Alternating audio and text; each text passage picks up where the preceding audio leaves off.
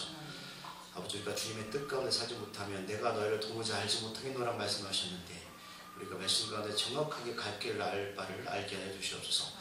오직 성령께서 이 시간 우리를 주관하여 주시기를 소원합니다. 예수님의 이름으로 기도드립니다. 오늘 말씀 제가 좀 고민했던 본문의 18장 내용인데요. 오늘 하루에 다 말씀을 안 드릴 거고요. 아마 2주, 3주에 걸쳐서 말씀을 드려야 될 것 같습니다. 제가 이 부분은 수요일 날 좀 설명을 해드렸어요. 수요일 오신 분들한테 말씀을 드렸던 내용이긴 한데 제가 수요일 말씀을 드리고 나서도 계속 좀 마음에 걸렸던 부분이 있었는데 어저께 하나님께서 TV를 통해서 저에게 말씀하셨습니다. 웃긴 게 아니고 여기 TV를 보다가 그것이 알고 싶다라는 SBS 프로그램이 있거든요. 그 프로 아시죠? 네, 그래서 그 내용을 보다가 우리가 잘 아는 내용이긴 하지만 하나님이 저한테 좀 이렇게 깨닫는 내용을 허락하시는데 어떤 내용이냐면 우리나라에서 가장 높았던 사람이 여자를 성추행하게 됩니다. 근데 이 여자가 힘이 없잖아요. 이 사람은 굉장히 높은 자리에 올랐던 사람이거든요. 법조계에서. 그러다 보니까 인맥도 많고 병원도 많고 돈도 많아요.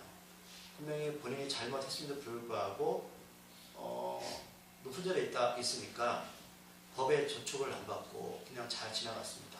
근데 이 여자는 20대 초반이었는데 지금까지 상처를 받고 쉽게 말하면 달걀로 바위치기 격의 그런 삶을 사는 거예요. 이제 그 내용이 이제 보다가 오늘 말씀하고 맥락이 연결이 되는 것 같더라고요. 제가 무슨 말씀이냐면 세상은 여러분 어떤 자가 큽니까? 힘있고 돈 많은 사람이 크잖아요. 그렇죠?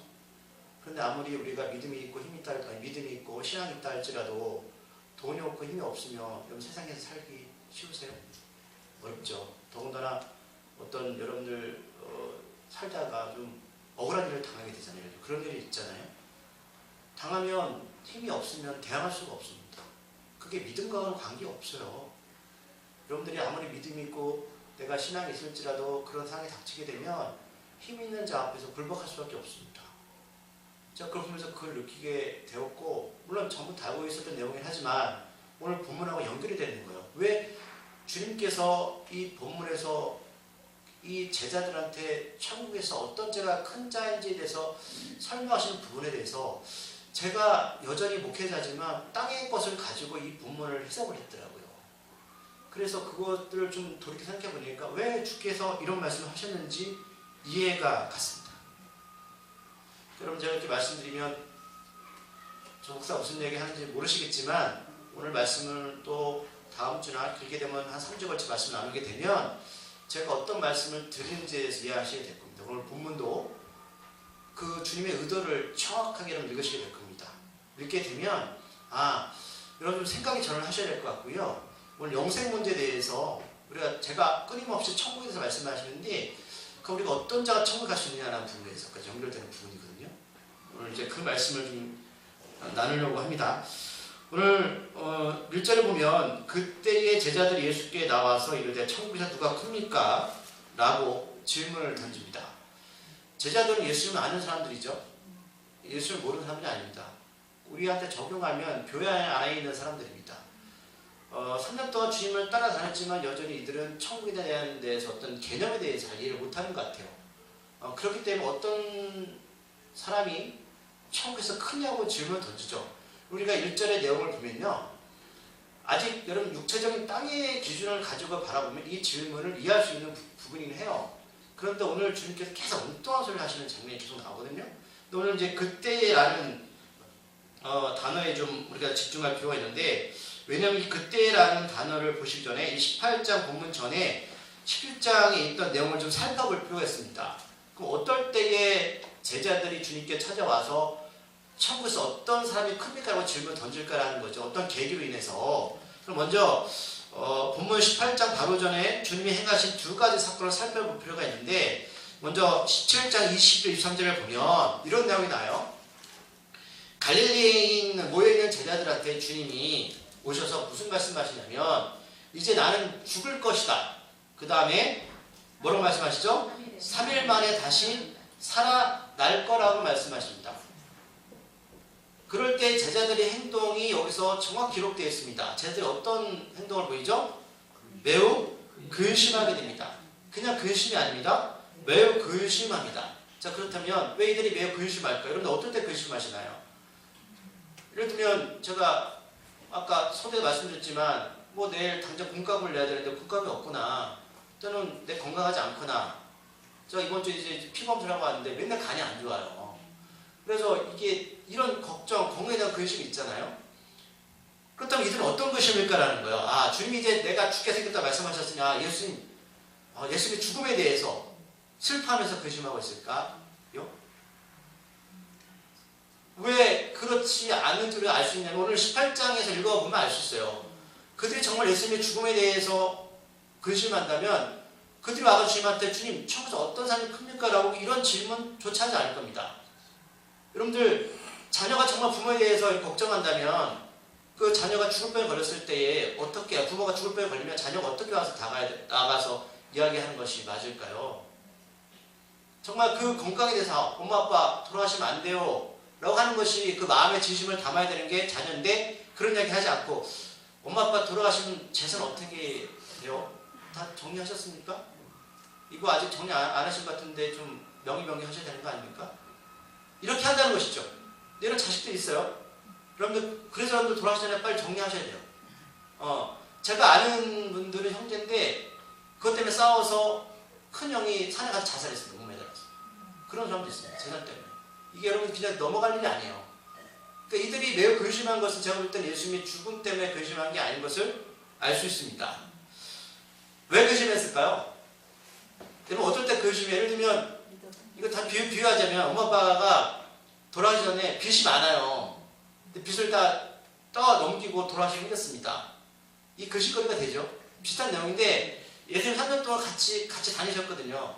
근데 우리가 알죠. 예수님이 많은 일들을 행하셨습니다. 죽은 자도 살리시고 앉은 병도 일으키셨고 눈 모자 눈뜨게 하셨어요. 여러분 그런 일이 일어날 수 있습니다. 저는 믿습니다. 그런데 이 제자들 마음에 어떤 분이 있었냐면, 자, 주님이 그런 기적을 베푸셨을 때 주님 곁에 있으면 무엇인가 얻겠다라는 생각이 있었던 거예요. 그래서 3년 동안 고생스럽지만 따라다닌 거거든요. 우리가 그렇잖아요. 우리가 10년 동안 열심히 돈을 벌자. 왜 합니까? 10년 뒤에 내가 아파트를 살 거야. 또는 내가 이 돈을 모아서 무엇을 할 거야. 그런 소망이 있잖아요. 그러면 고생스럽더라도 참을 수 있거든요. 그래서 3년 열심히 어렵지만 제자들이 따라다닌 겁니다. 그런데 예수님이 내가 죽게 생겼다고 하니까 무슨 생각이 들었을까요? 뭐냐라는 거죠. 야, 그러면 예수님 죽으면 어떻게 되는 거야? 내가 3년 동안 열심히 따라다녔는데 그러면 나는 지금 보상받을 길이 없잖아요.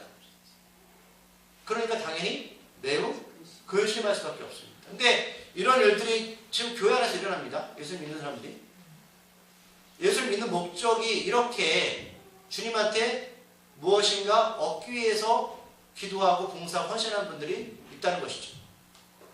자, 그 다음에 두 번째는 살펴볼게요. 다음 구절인데 24절, 27절까지 보면 가버나움이라는 동네에서, 가버나움 모르겠어요. 이 동네가 어떤 지역인지 우리는 살아본 적이 없으니까. 근데 그 지역에서 그 성전세를 걷는 사람이 베드로한테 와서 이렇게 이야기합니다. 자, 너희 선생님 랍비하고 너는 왜 성전세를 내지 않니? 라고 이렇게 성전세 세금을 내라고 합니다. 이 성전세는 어떻게 출발하냐면, 구약에 우리가 늘 배웠지만 이스라엘 백성들이 애굽에서 탈출했잖아요. 그래서 광야 생활하면서 사람 수를 쉬면서 하나님께서 그들한테 뭘 명령하시냐면, 너희들 애굽에서 영원한 생명이 없게 됐고 종 가운데 하나님 구해내셨잖아요. 그럼 너희들 몸값을 내라고 합니다. 속전세는 몰라요. 내가 생명을 다시 하나님을 통해서 구원받았다. 그것을 이제 내라는 거고 드리라는 거거든요. 이게 쭉 온 거예요. 와가지고 이들은 이걸 내야 돼요. 근데 이 비용을 성전세를 걷어서 무엇을 했냐면 성전 안에 있는 물품이나 또는 레인들이나 여러 가지 비용들을 여기서 썼단 말이죠. 여러분들 헌금 드리면 교회 그런 걸 쓰잖아요. 그러니까 똑같은 거예요. 이런 성전세를 꼭 내야 됩니다. 근데 이 출발이 뭐예요? 내 생명에 대한 감사로 드렸던 속전세였습니다.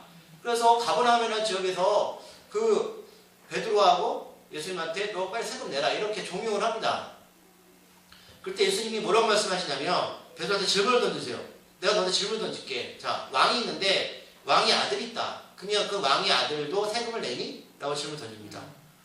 그럼 왕이 세금을 냅니까? 왕은 세금 안 내죠.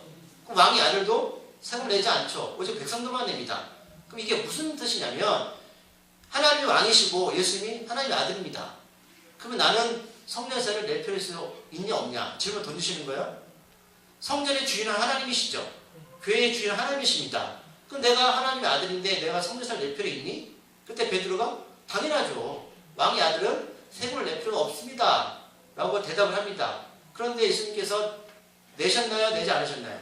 내셨죠. 베드로한테 너 낚시해서 물고기 한 마리 잡으면 그 물고기 입안에 한 세겔 있어. 여전히 기적을 베푸시는 거예요. 그래서 반세끼 나누면서 세금을 내십니다. 이렇게 내시는 이유가 뭐냐면 27절에 보면 이렇게 말씀하고 있어요. 우리가 그들의 실족하지 않게 하기 위해서. 실족이 뭐냐면 발을 헛디는 게 실족인데 오늘도 실족이라는 단어가 여러분 6절과 7절에서 반복하면서 또 나와요. 실족을 원어의 찾아보면 이렇게 해석하고 있어요. 누군가 함정을 파서 넘어뜨리게 하는 것, 이게 실족입니다. 그럼 여기서 좀 머리에 개념을 두셔야 돼요. 왜 두셔야 되냐면 이 개념이 들어가야 6절, 7절 말씀이 이해가 가고 8절, 9절 연결해서 이해가 가실 수 있는 거예요. 누군가 함정을 파서 넘어지는 게 실족입니다. 그럼 예수님이 왜 세금을 내셨냐면 내시지 않아도 되거든요. 누군가 이것 때문에 신앙에 대해서 걸림돌이 될까봐 내신 거예요. 드린 거예요. 그러니까 이 두 가지, 이 사건을 핵심을 요약해보면 그겁니다. 예수님의 죽음, 부활, 그 다음에 그 전에 회개에 대해서 말씀하십니다. 그때에, 근데 여러분 가버나움에서 왜 주님이 이런 말씀을 하셨을까? 가버나움이 좀 재밌는 동네입니다. 우리 좀 찾아볼까요? 마태복음 같은 본문이고요. 18장 6절, 7절에 오늘 이제 나도 10절에 장면이 나오고 오늘 가버나움이 마태복음 11장 20절, 23절에 이 내용이 좀 나오거든요. 마태복음 11장 20절, 23절에 보면 가버나움 지역에 대해 설명하는 장면이 나옵니다. 찾았습니까? 20절 말씀 먼저 읽어볼까요? 진짜. 예수께서 권능을 가장 많이 행하신 골들이 회개하지 아니함으로 그때 책망하십니다. 자, 그리고 23절 말씀 읽어보겠습니다. 시작. 가버나움아, 내가 하늘에까지 높아지겠느냐? 음부에서 낮아지리라. 내가 행한 모든 권능을 소돔에서 행하였더라면 그 성이 오늘까지 있었으리라. 아멘. 자, 가버나움이 어떤 지역이라고요? 예수님이 많은 기적을 행한 지역이었습니다. 그런데 거기는 뭐가 없었습니까? 회개가 없었습니다. 죄를 고백하고 내가 죄인이다라는 그런 고백이 없었다는 거예요. 근데 우리가 이해하지 못하는 게 하나님이 주님이 많은 기적과 표적을 행하셨으면 사람들이 돌이켜야 되잖아요. 그런데 돌이키지 않아요. 우리는 그런 착각 속에 빠지는 거죠. 내 죽을 병이 나았고 내가 지금 안 되는 것이 잘 되어지면 예수님을 잘 믿을게요 라고 해서 기도도 하고 고백도 합니다. 물론 그런 분들도 있습니다. 그런데 오늘 성경에 보니까 그렇지 않다라는 겁니다. 오히려 많은 기적과 표적을 보고 체험했던 그 동네가 오히려 회개가 없었습니다. 그래서 어떻게까지 비유하시냐면 여러분 소돔과 고모라 아시죠? 너무 죄가 많아서 하나님께서 유황과 불로 심판하셨습니다. 그걸 비유하시면서 내가 만약에 소돔과 고모라 성에 소돔성에 이런 기적을 행했더라면 그들은 회개하고 지금까지 그 동네가 멸망당하지 않고 남아있을 거야 라고까지 말씀하십니다. 그렇다면 오늘 가버나움 지역을 이해하시겠습니까? 하나님 보시기에 소돔 성보다 더 어떻게요? 회개하지 않는 동네라는 겁니다. 그렇다면 우리가 지금 우리한테 비춰보면 하나님과 기적과 표적이 또는 우리의 삶이 더 질적으로 나아지고 잘 되어질지라도 하나님 보시기에 그 땅이 어떻게요? 멸망받을 땅일 수 있다는 겁니다. 그 가버나움에서 그때 성전세를 내는 장면이 나오는 거예요. 연결이 되어드시죠? 그때 제자들이 그때의 그 두 가지 사건이 있고 나서 찾아와서 주님한테 주님 어떤 사람들이 천국에서 가장 큽니까? 라는 질문을 던지는 겁니다. 그럼 제가 또 질문을 던질게요. 크다는 의미는 자 누군가는 열심히 해서 1등을 합니다. 그럼 1등이 2명이 있을 수 있습니까? 1등은 오직 1명입니다. 그렇다면 1등에 뭐가 있죠? 2등, 3등, 4등, 5등 어떤 사람은 꼴찌가 있다는 거예요. 그러면 내가 너보다 크다는 얘기는 그 말 속에는 내가 너보다 낫다는 얘기죠. 그럼 세상에서 사업을 하든 여러분 진짜 승진할 때에 다 승진을 하고 다 사업이 잘 될 수 있습니까? 어떤 사람이 승진시키죠? 똑같이 10명 입사하면 대리는 한 8명, 9명 달고요. 과장은 한 50% 답니다. 그러면 차장, 부장 이사 갈 때는요. 더 인원이 줄을 수밖에 없어요. 그럼 나머지 다 도태당하는 거거든요. 그러면 이들의 개념은 뭐냐면 이 개념입니다. 내가 너보다 낫고 너보다 훌륭하다라는 거예요. 사람들이 왜 기도를 많이 하고 오래 하고 왜 열심히 하나님께 봉사할까요? 이런 마음 때문에 있을 수도 있어요. 하나님, 저는요 저 집사 권사보다 일을 더 열심히 하나님께 헌금도 많이 드렸습니다. 그럼 그 마음속에 뭐가 있습니까? 이거죠. 주님 아시죠? 이제 조금 있으면 지방선거가 다가옵니다. 제가 노예에 있다 보니까 이렇게 있는 게 아니라 거기 이제 소속돼 있다 보니까 어느 모 교회 장로님 그러더라고요. 그날은 내가 참석 못해요. 그러더라고요. 그러니까 그 선거에 같이 참여하신대요. 자, 그럼 제가 또 질문 던질게요. 지금 이제 지방선거가 다가오는데 많은 사람들이 정말로 마음에 우러나서 옆에 있는 그 당선자들이나 될 사람들을 밀어주죠. 아무런 마음에 어떤 내가 이익이나 유익이 없이. 물론 그 사람도 있을 겁니다. 자원봉사천에서. 근데 제가 볼 땐 대해서 그렇지 않습니다. 무엇인가 그 사람이 당선되었을 때 나한테 도움이 되니까 인맥이나 자본을 푸는 거죠. 그럼 당선된 사람은 가만히 있습니까? 아니죠. 받았으니 줘야죠. 여기 이게 세상적인 개념이에요. 이 개념이 우리가 살고 있는 이 땅의 개념입니다. 제가 처음에 말씀드렸지만 힘이 없고 약한 자들은요 다 무시당하고 살아가는 게 이 땅입니다. 이 땅이에요. 그러면 여러분 제가 이 말씀을 보면 그럼 여러분 우리가 천국의 개념을 이 땅의 개념을 똑같이 가지고 여러분 비유하면 천국이 똑같은 곳이면 어떻게 하실 거예요? 천국이 똑같이 이 땅과 똑같이 열심히 해야 되고 열심히 하는 헌금을 드려야 되고 봉사를 많이 해야지 천국에서 큰 자가 된다 하면 여러분 어떻게 하실 거예요? 저 예수는 안 믿을래요. 정말입니다. 저 자신이 없어요. 그럼 시간이 없고 힘들고 능력이 안 되는 사람은 어떻게 하나님께 드릴 수 있습니까? 만약 그런 개념이라면 많이 드리고 좋은 걸 드려야지 하나님께서 받으신다면 여러분 그러면 천국이 그런 곳이라면 그런 자가 크다고 하면 그러면 우리가 어떻게 하나님 나라 가서 큰 자가 될 수 있습니까? 저는 못해요. 저는 할 수도 없어요. 저는 하나님께 드릴 재물도 없고 남들만큼 그렇게 열심히 모르겠어요. 열심히 할 수 있겠지만 전 자신이 없더라고요. 그런데 오늘 본문 12절하고 14절을 보면 제가 이 본문 가운데 이 말씀을 보면서 하나님의 마음을 읽게 되었어요. 자, 어떤 내용이요? 자, 너의 생각이 12절에서 어떠냐? 만약 어떤 사람이 양 100마리가 있는데 그 중에 하나가 이 길을 잃어버리면 그 99마리를 산에 두고 가서 길 잃은 양을 찾지 않겠느냐? 이 말씀 던지시죠. 이거 가지고 이제 우리 전도축제 많이 해요. 길 잃어버린 한 마리 양을 찾자. 근데 비슷하지만 그 개념이 아닙니다. 오늘 개념은. 그럼 제가 또 질문을 던지죠. 저 질문을 던지죠. 그럼 어떤 양이 100마리가 있는데 한 마리가 길어버린 양이 될 수 있을까요? 양은 우리죠. 위에 비유하시는 겁니다. 어떤 양이 길을 잃어버릴까요? 생각해 보세요. 순종 안에서. 네. 여러분 열심히 순종하십시오. 아멘. 두 가지가 이유가 있을 거예요. 첫 번째는 뭐냐면 말씀하신 자기 멋대로 자 목자가 부릅니다. 야 일로 와. 근데 자기 멋대로 목자의 말을 듣지 않고 가는 사람들 있죠. 그러니까 쉽게 말하면 죄 많은 사람들입니다. 그렇지 않겠습니까? 말씀을 듣지 않고 따르지 않고 살다가 잘못된 길로 헤매는 사람들이에요.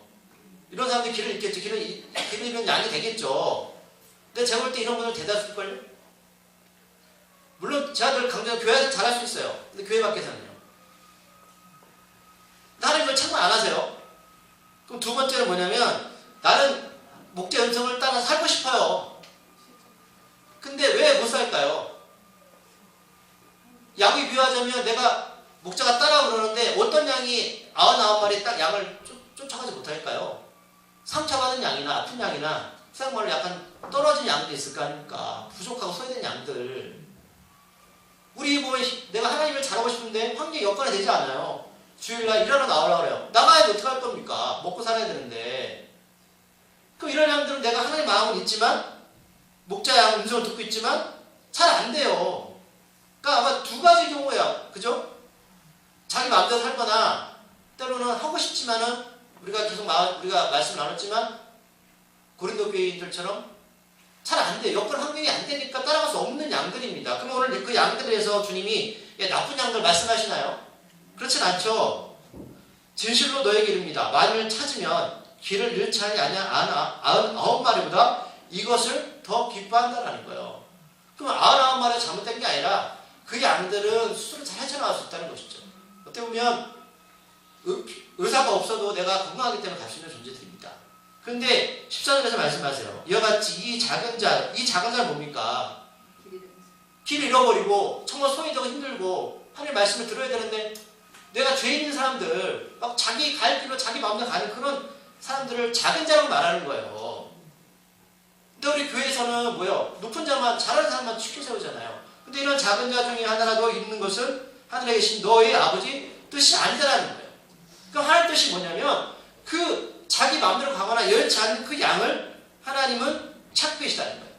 그러니까 오늘 14절 후반절에 보면 하늘에 계신 너희 아버지 뜻이라고 말씀하고 있잖아요. 사람들은 교회에서 하나님 뜻을 구해요. 구하는데 오늘 제자들과 같이 주님께 찾아와서 그 뜻을 분별하지 못해서 내가 크다고 더 크다고 하는 것은 뭐야? 교회 공동체에 줄을 서는 거거든요. 똑똑한 사람도 세우는 거예요. 그럼 주님의 생각과 같은 제자 생각이 맞아야 틀려요.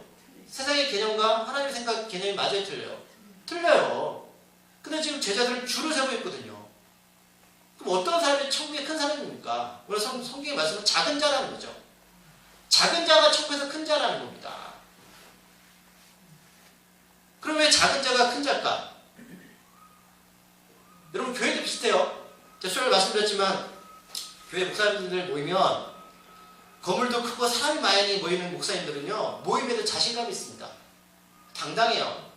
양복도 괜찮아요. 딱 보면 느껴져요. 제 양복 괜찮죠? 입는 것도 달라요. 얼마 그렇잖아요. 여자분들 딱 보면 야, 저 얼마짜리 보이지 않아요? 그리고요 어떤 행사를 하자고 하면은 자신있게 그분들은 후원금도 내고 당연히 그 입지가 커요. 왜요? 세상말로 재물 많이 내니까 비중이 크잖아요. 그러니까 목소리 클 수밖에 없는 거예요. 세상과 똑같습니다. 죄송하지만. 그런데 반대로 시골교회나 작은교회 목사님들은요 그러지 못해요. 당당하고 싶은데 왠지 주눅이 들 때가 있습니다. 여러분 교회나 세상이나 여러분들 사는 거랑 다를 게 하나도 없습니다. 여러분 교회가 거룩해져야 되는데 여러분 저 너무 거룩해서 보지 마십시오. 사람은 그럼 환경의 지배를 받거든요. 여건의 지배를 받고. 그러니까 하나님이 그런 조건으로 여러분 교회를 세우셨을까요? 그 살아있게 오카라 목사님이 지금 돌아가신 분이 원로 목사님 되셨잖아요. 고인 되셨고. 그분 청주 어떤 교회 책에 나온 부분인데 그분은 이제 개척교회 하시면서 정말 어려운 친구를 데리고 이렇게 목회를 했어요. 어린 친구들을. 어린 친구들이 헌금을 드릴 수 있습니까? 그러니까 늘 상처가 있는 거죠. 상처가 있고 아픔이 있는 거예요. 똑같아요, 여러분들. 근데 제자훈련 봤는데 오카라 목사님이 부르시더래요, 방에. 그래서 그러더래요, 그 목사님한테. 네가 나보다 낫다. 웃기지 않습니까? 그래서 보세요. 목사님은 우리나라에서 제일 큰 교회고요. 수만 명이 모이고 이 큰 예배당에서 왜 제가 낫습니까? 저는 어린애를 데리고 이렇게 목회합니다. 하루하루 살기 힘들어요. 네가 천국에서 나보다 더 큰 상관 받을 거야. 나도 그렇게 살고 싶은데 내가 원치 않았지만 이렇게 됐어. 저는 이 말뜻에 많은 뜻이 포함되어 있다고 생각을 합니다. 주님은 그런데 이런 제자들의 질문을 어떻게 하시죠? 보면 어린아이를 불러다가 그들 가운데 섭니다. 왜 그들 가운데 세울까요? 집중이 되겠죠. 가운데 세우는 것. 보라는 것이죠. 근데 뜬금없이 어린아이를 불러다가 세우니까 그럼 제자들이 어떤 반응을 보였을까요? 도대체 뭐지? 그럼 뭐 대답을 하셔야 되잖아요. 처음에 어떤 사람이 큰가 그러면 이런 사람이 큰가 작은가 말씀하셔야 되는데 일체 말씀하지 않으시고 어린아이를 데려다가 가운데 세우십니다. 그럼 도대체 저 어린아이하고 천국의 큰 자와 무슨 관계가 있을까? 이런 생각을 가졌을 겁니다. 그래서 주님은 뭐라고 말씀하세요? 3절에 보면 진실로라는 단어를 사용하시죠. 진실로. 여러분 어떨 때 진실로라는 단어를 사용하시나요? 정말로 중요하다는 강조하시는 겁니다. 뭐라고 말씀하시죠? 너희가 돌이켜 어린 아이들과 같이 되지 아니하면 결단코 천국에 들어가지 못하리라 라고 말씀하시죠.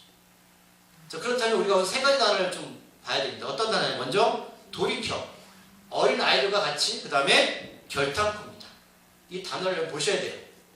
자, 돌이킨다는 것은 뭘까요? 오늘 그 회개입니다. 진정 회개입니다.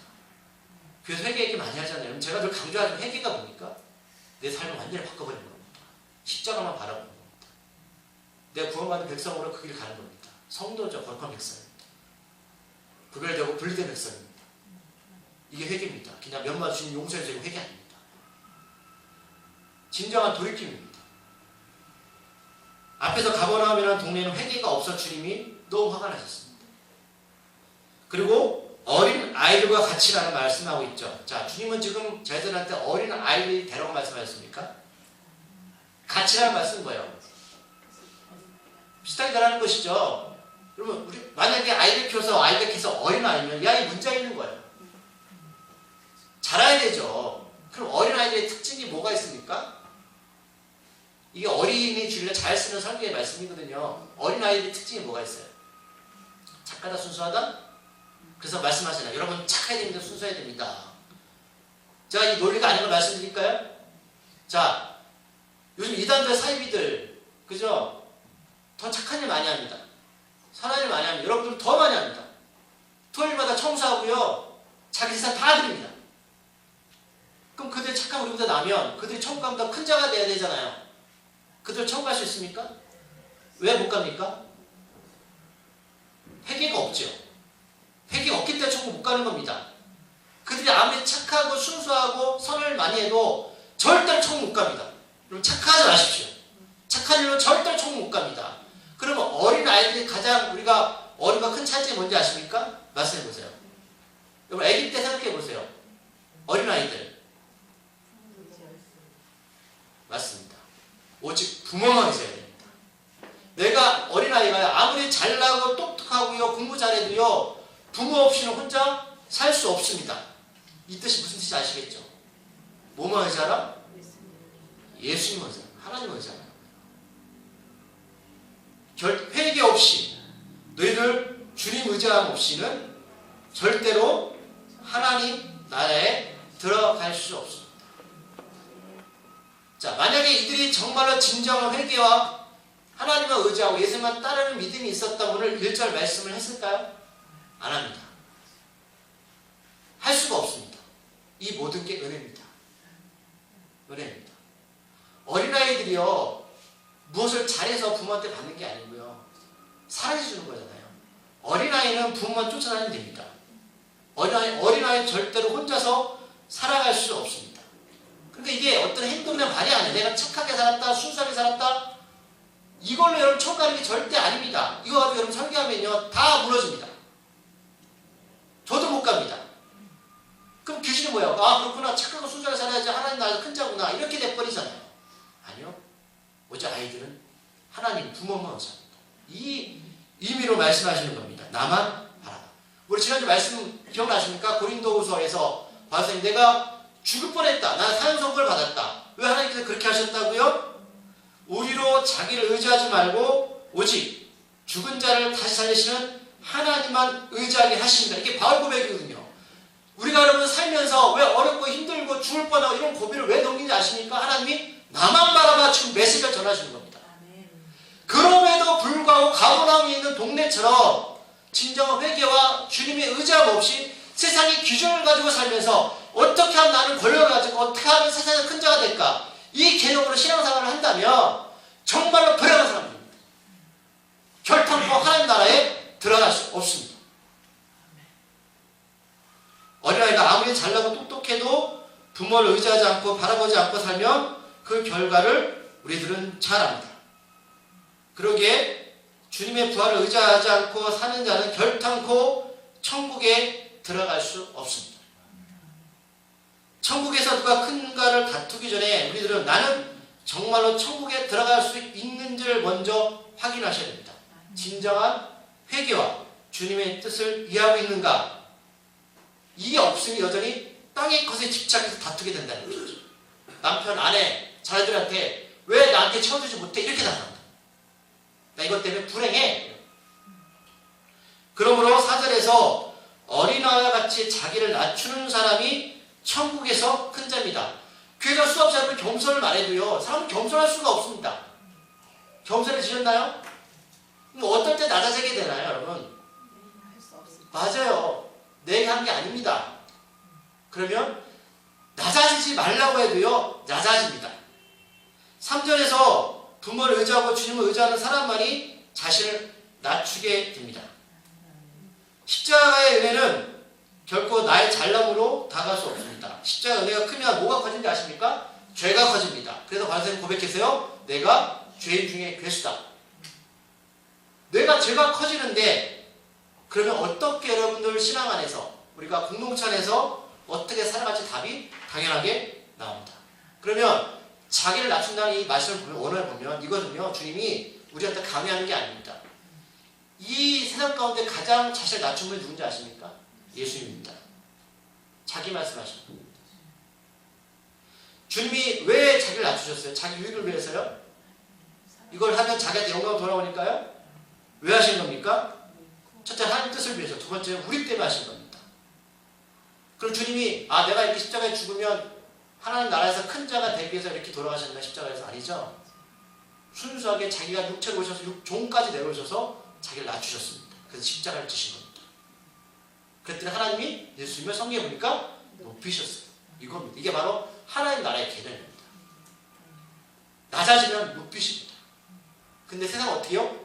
높아져야 되잖아요. 무조건 높아져야 되잖아요.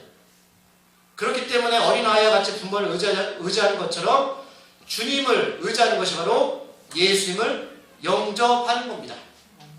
그러므로 우리들이 조심해야 할 것은 교회 공동체 안에서 주님을 믿는 목적이 어떤 큰 자리나 자신의 유익을 위해서 믿는다면 그것은 오늘 말씀의 6절, 7절 말씀처럼 누군가를 실족하게 만드는 행위입니다. 힘과 권력을 가지고 나서 세상 기준을 가지고 업신여기는 것이죠. 그러면 주님은 6절에서 뭐라고 말씀하셨냐면 그런 자들은 어떻게 해요? 자기 목에다 연자맷돌 메고 죽으래요. 바닥에 뛰어들어서. 그럼 주님이 자살하셨냐? 이게 아니고 그만큼 천국의 개념은 여러분 이 땅에서 여러분들 겪는 고난과 비교할 수 없는 겁니다.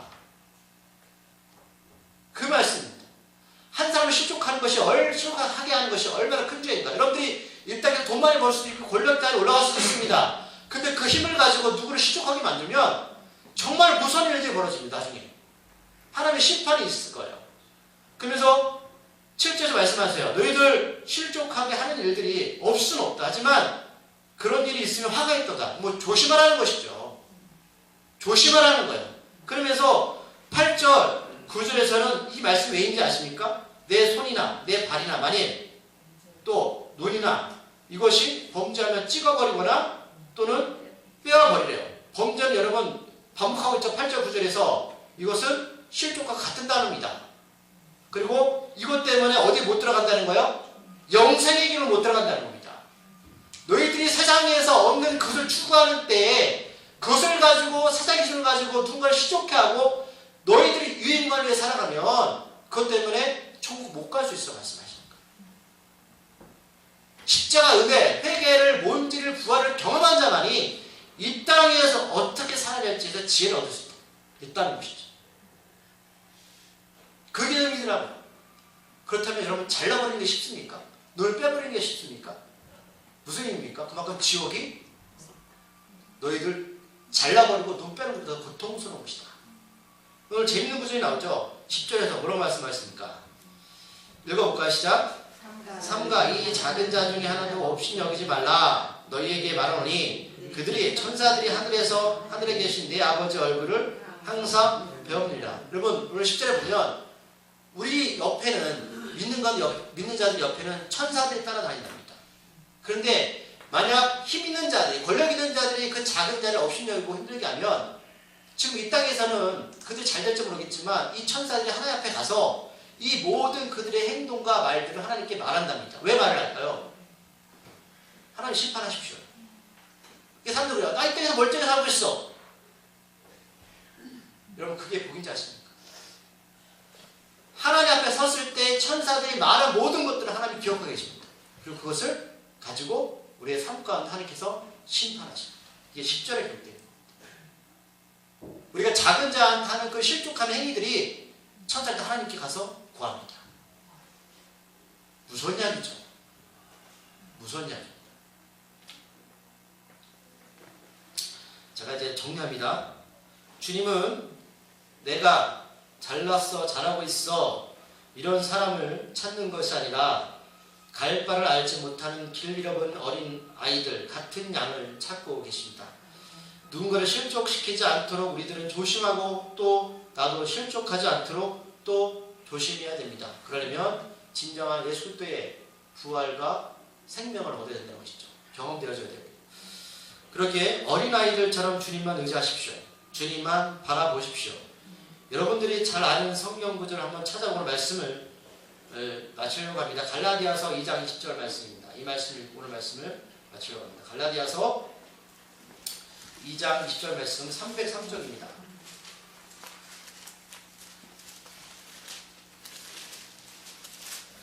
갈라디아서 2장 20절 말씀 303쪽 말씀입니다. 찾았습니까? 다같이 읽어보겠습니다. 시작. 내가 그리스도와 함께 십자가에 못 박혔나니 그런즉 이제는 내가 사는 것이 아니요 오직 내 안에 그리스도께서 사시는 것이라. 이제 내가 육체 가운데 사는 것은 나를 사랑하사 나를 위하여 자기 자신을 버리신 하나님의 아들을 믿는 믿음 안에서 사는 것이라. 아멘. 우리는 다 십자가에서 주님과 함께 십자가 못 박혀 죽었습니다. 이제는 여러분들이 사는 것 같지만 이제는 우리가 사는 것이 아니라 우리 안에 누가 사는 것입니까? 우리를 대신해서 우리를 사랑하셔서 십자가에서 죽으시고 부활하신 예수님께서 성령께서 우리 삶 가운데 임하십니다. 하나님 인도함을 받으십시오. 세상의 땅의 기준을 가지고 여전히 여러분을 무엇이 여러분을 행복하게 만들까를 고민하지 마십시오. 주님이 여러분들 안에 계시다고 믿는다면 하나님께서 분명하게 확실하게 인도하실 것입니다. 기도하시겠습니다. 하나님, 내가 사형 선고를 받았지만 나에게 소망이 있는 것은 하나님께서 이제 나를 바라보지 아니하고 주님만 의지하고 바라보게 한다는 그 바울 선생님의 고백이 왜 이토록 마음에 와닿는지 모릅니다. 세상의 기준은 내가 많이 가져야지, 출세해야지만 높은 자리에 올라가지만 천국은 그런 것이 아님을 우리에게 분명히 말씀합니다. 여건이 환경이 되지 않고 또 주님을 따라오고 싶지만 힘든 자들에게 주님은 그들을 버리지 아니하시고 찾으십니다. 오히려 내가 잘났다, 잘하고 있다, 도리어 실족하게 만드는 자들을 하나님은 그들을 책망하십니다. 아버지, 우리가 어린아이들과 같이 오직 주님만 바라보게 하시고 하나님만 찾는 자가 되게 하여 주시옵소서. 포도나무 가지가 포도나무에 붙어있게 하여 주시옵소서. 때가 되면 하나님께서 반드시 열매를 맺게 하십니다. 가버나움처럼 회개가 없는 동네가 아니라 우왕좌왕하게 늘 주님 앞에 진정한 회개와 말씀 가운데 거하는 교회가 되게 하여 주시옵소서. 예수님의 이름으로 기도드립니다.